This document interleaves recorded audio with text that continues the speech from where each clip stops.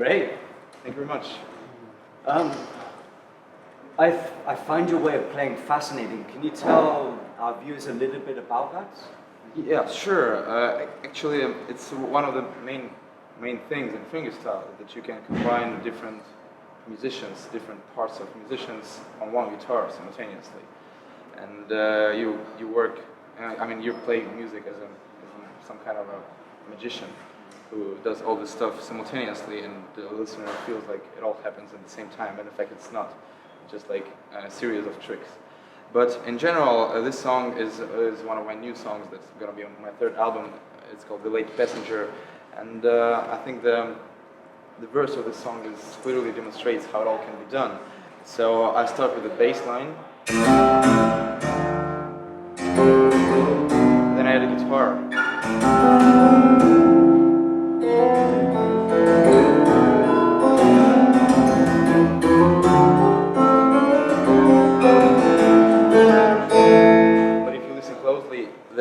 There's still a bass line going on, like just below the guitar part, but it's still there. All the notes are there.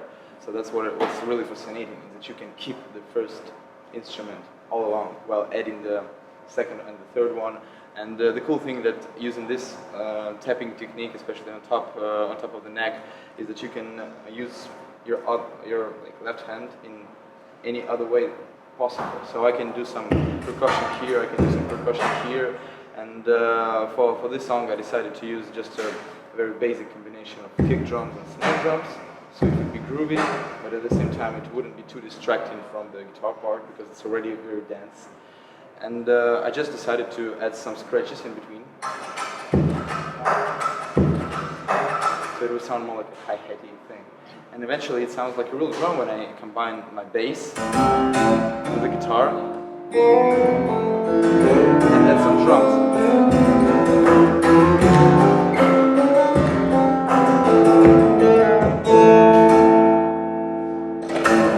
It's already pretty dense, but I found a way to add even more layers on top of it, to say more exactly, more like one layer.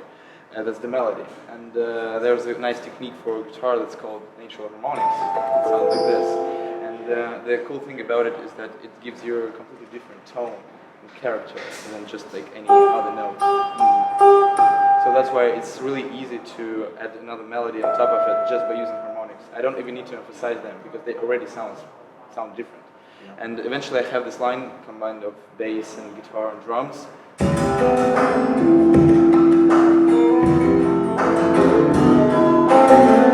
Already a pretty melody within it, but I think it's possible to add some harmonics.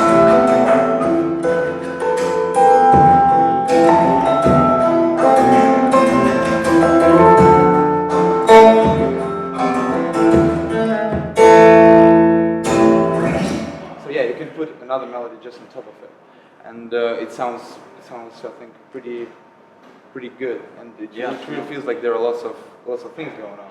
But in fact, still there should be music within it. That's the most important thing. It's not a technical exercise, though it looks complicated. But the idea is just to keep it very musical as well. So you've got four elements. You've got kind of the drums, the bass, a kind of like a harmonic background, like the chords, and then a melody. Yeah, totally. Can you give us some examples of whatever not bass lines, drum beats that you might have? The cool thing about this technique, that I can add any drum hits I want using one hand. So unfortunately it's not that easy just to put any drum bit on top of everything, because I need to practice it. That's the thing. I can't just compose any bit like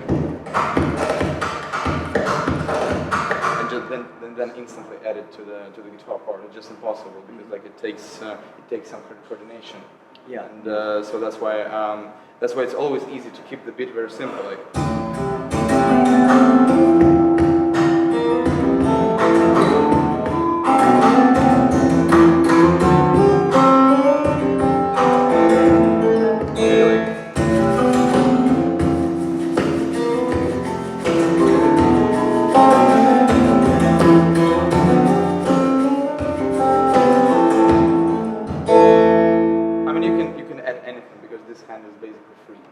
and that's a very good thing. But the problem is that I could add anything here on this side, but I decided to stay here because then I will be able to play harmonics here nearby the fretboard.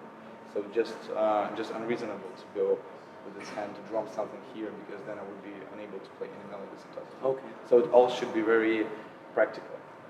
So you're thinking about the whole thing together, like how to move your right hand so it's ready to play all of the different things. Yeah, that's the most interesting thing. That sometimes I lose some parts just for the sake of something that goes on top of it. So it's a very simple example. Like at first I showed people that I have a kick drums and guitar part like this. That's actually the first beat of the song. And it starts with a kick drum, pretty obvious. But then I add a melody on top. I play the harmonic here. And I could have played the harmonic like in this way. It's possible to play harmonic at the same time with a kick drum. But I decided not to do a kick drum this time because it just increases the chances of me getting messed up here. So that's why I just leave one harmonic without kick drum. But the thing is that you can see there's no kick drum. Now it's obvious, but for people it's not, because they get focused at the melody in this moment. They think, oh wow, there's a melody, and they just don't recognize that there's no kick drum anymore. But then I need to show people that the percussion is still going. So what I'm doing straight after the harmonic, I get it back with the percussion. So people wouldn't think that, oh, the percussion is gone. No, it's still here, but there's no kick drum, but nobody noticed that. And also there's another case here when I do this nice pull off, and I play harmonic with this hand. And obviously I can't do any scratches here because like my hand is totally busy. It would be stupid to try to play it simultaneously. But this hand is free this time, so I actually switch in hands and I do the scratchy thing with this hand while playing harmonics here. So that's another way to make all the pattern without any stops and pauses in between. So it would feel like there's a constant beat going on without any limitations and lost things. So eventually it sounds like this in a very slow tempo. No kick drum, no kick drum again. And the kick drum now is only here. But nobody noticed that because the percussion is still going on strong. And that's how it works. It's impossible to keep all the parts without any changes. But it's possible to hide all those little things. Like we are magicians, like we're doing tricks actually. So yeah, that's how it works, and I find it pretty fascinating because you really need to sit and think what you're gonna do and how to keep all these melodies keep going simultaneously. Cool. I have a couple more questions. I'd like to know a little bit more about the bass and also about the tapping technique. Oh yeah, sure. The bass, in general, you can do any bass lines,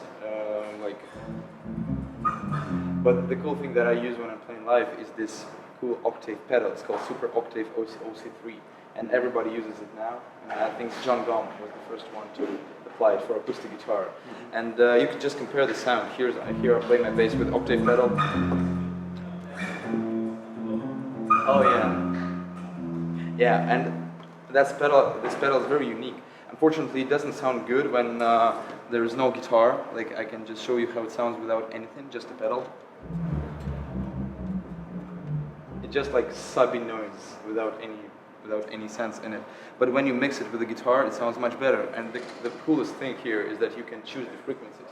You can you want to apply this sub-octave bass thing on. So it means that my higher strings are they're not connected to the octave. So they're not affected. They're not by the affected. bass Yeah, totally. So I can choose whether I want to use only one string or maybe two strings or maybe three strings, and that's very cool. So it means we have a bass player, and yeah, and you can do any bass lines with this pedal because it sounds very good. Even when you tap notes, you still can feel the effect of the octave. Great. Yeah, it sounds very cool. And regarding what was the question? The last question, we've only got a little bit of time left. Yeah, it's tapping techniques. Yeah, maybe just for a moment. Yeah, tapping. It's if you're a guitar player and you want to apply these techniques, it's very important just to know that your fingers should be almost perpendicular to frets. Almost all the time. You shouldn't bend your hand in any of these positions, and never put your thumb on top of the neck because it just limits the the strength of fingers, and that's why I love to play over on top of the neck, because it increases the velocity of the tap. So I can do harder taps and I can do more taps in a weird way like this.